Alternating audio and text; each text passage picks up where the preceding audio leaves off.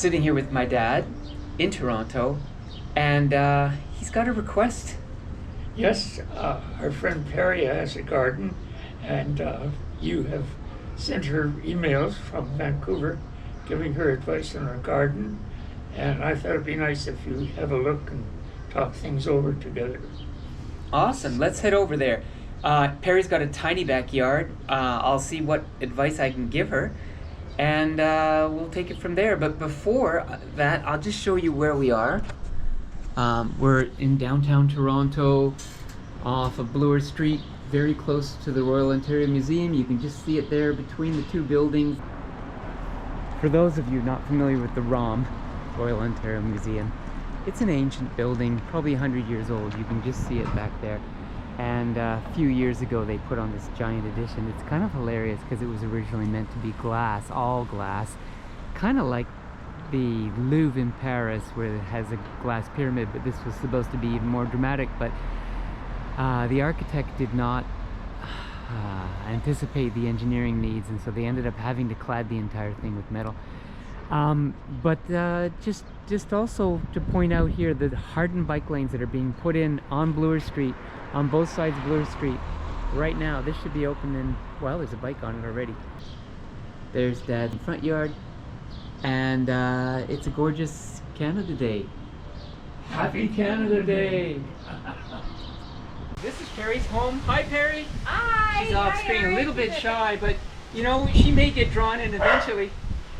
So here we have, starting in this corner, we've got a hydrangea that's coming that reportedly was tiny last year and is huge this year. So I'm not familiar with the breeding, can't really give any consultation, but right next to it, growing amongst it, is some hardy phlox, and it looks so healthy. I wouldn't touch it right now, but maybe when these two compete with each other, you might want to separate them in the fall.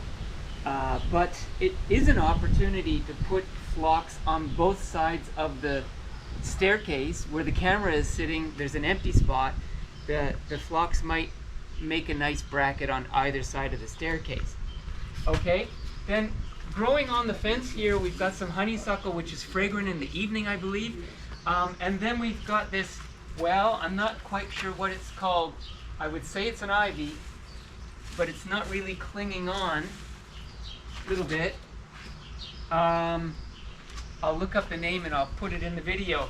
This one is kind of shapeless and really kind of wide at the bottom and takes up a lot of room. I would say delete it. You don't need two. And this one is, so I'm tripping on the toys, on the dog toys. Come on, Clover. Come on, join the video. This one is a great shape. You can see it doesn't take up much real estate at the bottom, but at the top it's quite dramatic.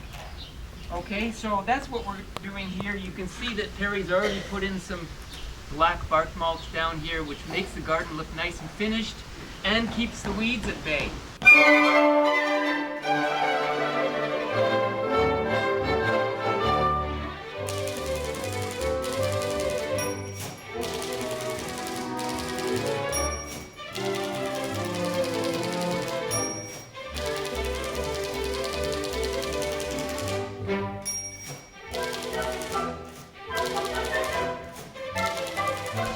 Okay, Perry, you've got a fantastic Rose of Sharon here. It's going to have incredible blossoms in August. It's a great late summer bloomer, lasts a long time, but it is pretty big. And this section here where Perry's standing is blocking her view from her kitchen into the backyard, into this bed over here, which is very pretty. So we're going to saw it off, which is radical, but Rose of Sharon's a tough plant. It won't care. So we've got a wicked saw. Woohoo! And here we go.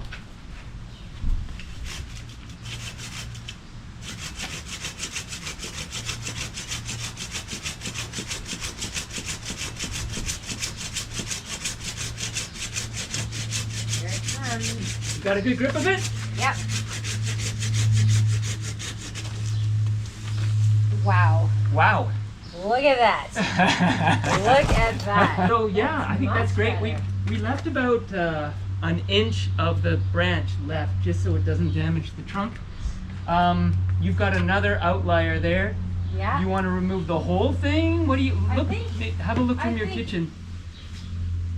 All right. Yes. I think we could get rid of the whole thing. All right, one more branch. All right. Here we go. Wow. Who knew that that saw was so good? Oh, I think it's also some talent of yours, Eric. I know. It's an excellent saw. Look at this. Wow. Yeah? Look.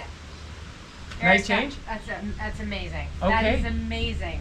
So as I said, Already so transformed. that's great. That's great. So yeah, you could probably take a couple of Yeah. these little guys off just Yeah. so you got a clean view of this bed. And they seem like it's a very hardy tree, and it won't do any damage, and I'll still get tons of blooms, and Yes. that's amazing. And there's a good space between it and your fence, so you could encourage it to grow that way instead of that way. Perfect. Yeah. Look at that. Just through some judicious pruning. Yes. The I roses- already did that. Remember earlier you had advised, and I took off maybe a third, and it still grew back beautifully, so it just needed a little you've got more help. lots of flowers coming.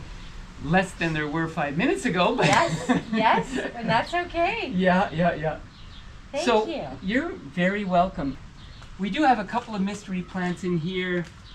We looked them up using Google Lens and it was inconclusive. If you've got an idea of what these are, it looks like they've got small panicle white flowers coming. They sure look familiar to me. I'm sure as soon as the video is over, I'm gonna go, oh, right, that's what it is. If I do that, then I'll put the name up on the video.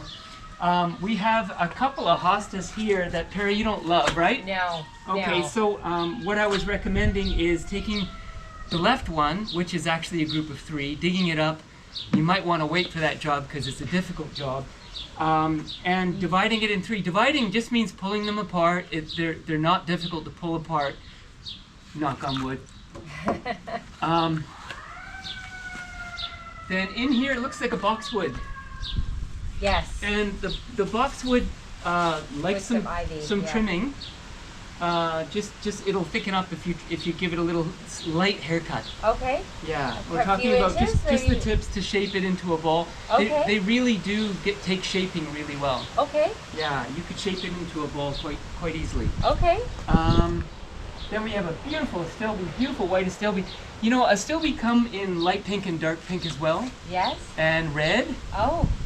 You might want to look for a variety of those, and maybe put replace. them here. Yeah. Or take this out and put a different color and still be here. Or you could plant soccer balls if you like. These are the best ones. Clover recommends them highly. Finally, we've got a hydrangea on standard that's leaning a bit. It's a beauty. It's really, really growing fast. I'm choking. Excuse me. Cut. Take that again.